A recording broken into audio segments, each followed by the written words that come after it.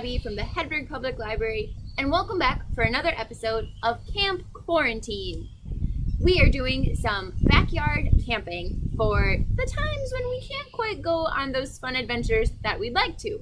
But you can still have a lot of fun, whether you're at home in your backyard, out in the wilderness, or anything in between. Today, we are going to build a campfire.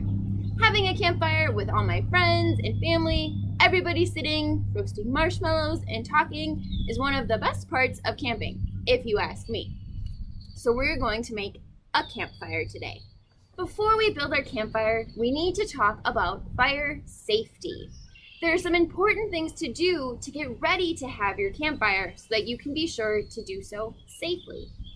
The first thing to do, if you're having a campfire in your backyard like we are, is to make sure you know the city's rules for having a campfire. Sometimes there are certain rules about how far away the fire has to be from buildings like your house or a shed or the sidewalk and things like that. Sometimes in the summer, when we can go for a long time with little or no rain, the city will put out what is called a burn ban, meaning you can't have a campfire because the grass around you might be too dry, and that could be a risk for starting an accidental fire. So make sure that you know the rules first. The same thing goes if you're camping at a camping ground or a national or state park. You need to make sure you know those fire rules also. The second thing about fire safety is to always make sure that you have a responsible grown-up with you when you're doing this. Fires are dangerous and they can be accidental if we're not paying attention. So, know the rules and have a grown-up. The third thing is to be prepared. You're going to want to make sure you have a method that can put out your fire on hand at all times. Whether that's the garden hose if you're in your backyard, you can have a bucket of dirt with you to help smother the fire if you need to, or even some pitchers of water. So then we're going to make sure that we're having a fire in a safe area. We are currently on the patio, so it's a large piece of cement which won't burn. We also have a tarp underneath our feet here, underneath our fire ring. That also will help prevent burning. And we are in a contained fire ring.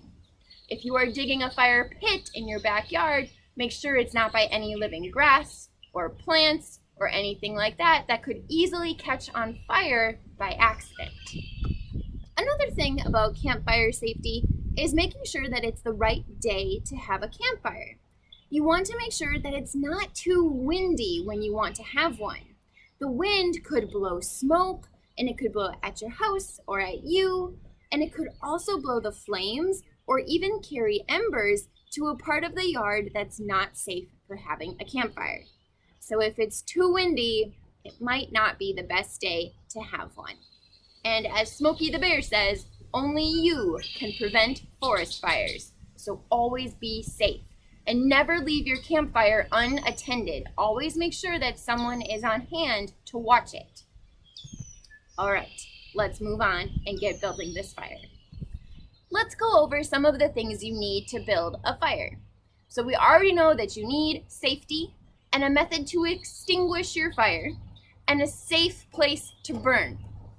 But what goes in the burning pit? Well, you need 3 different things. You need some tinder, some kindling, and some fuel. Now, tinder is the really, really tiny stuff that will catch on fire really quickly and help spread the fire to your other pieces. Tinder can be a few different things depending on where you're camping or what you have with you. So I have some teeny tiny, very dry twigs here. You can also break your twigs to make them smaller if you need to. So this can be my tinder.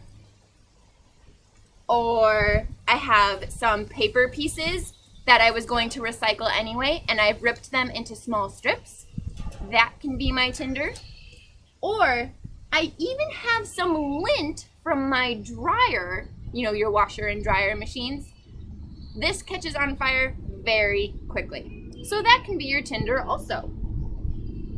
Next, you'll need kindling. And the different pieces of a campfire kind of just get bigger by size. So tinder is really small. Kindling is a little bit bigger. Again, whoops. We have some nice dry twigs. Those will help catch fire and spread it to your bigger pieces. And then I have some bigger sticks here. These are thicker. And then you can add logs to your fire as it starts to burn. So, you will also need a method to light your fire. You can use matches. I like to use a lighter like this because it's longer and I can help keep my fingers further away from it. And it's reusable. So one other thing is you always want to make sure that the things that you are burning are very dry. So you can collect twigs, the tiny twigs for kindling and tinder from around your campsite or even your backyard. You want to pick up ones that have already fallen on the ground. Do not pick things that are live, like tree branches or plants that are living, because the living things won't burn and we don't want to harm the living plants.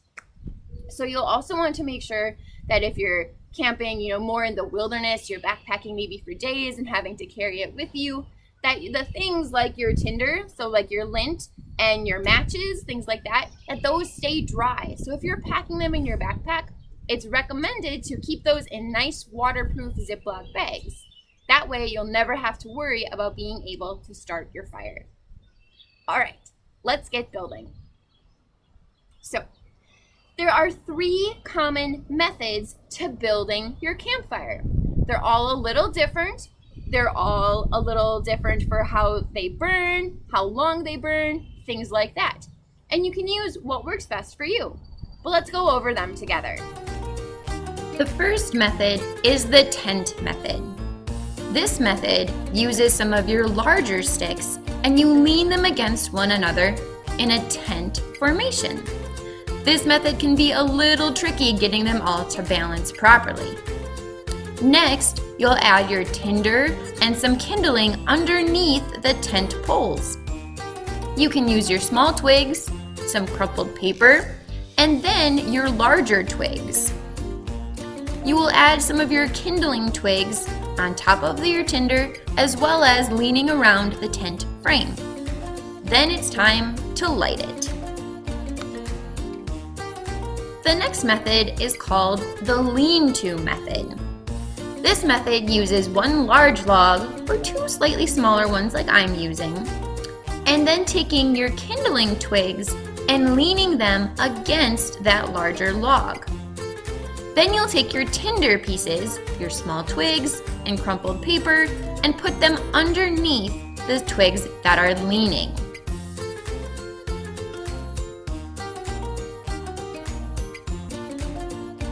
You can add more kindling twigs on top once you have some tinder underneath.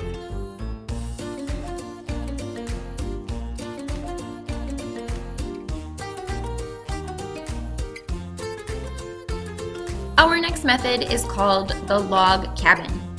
You'll take 2 of your larger sticks and place them apart from one another and start stacking like Lincoln logs. You'll add your tinder pieces in the middle and continue to build the frame up.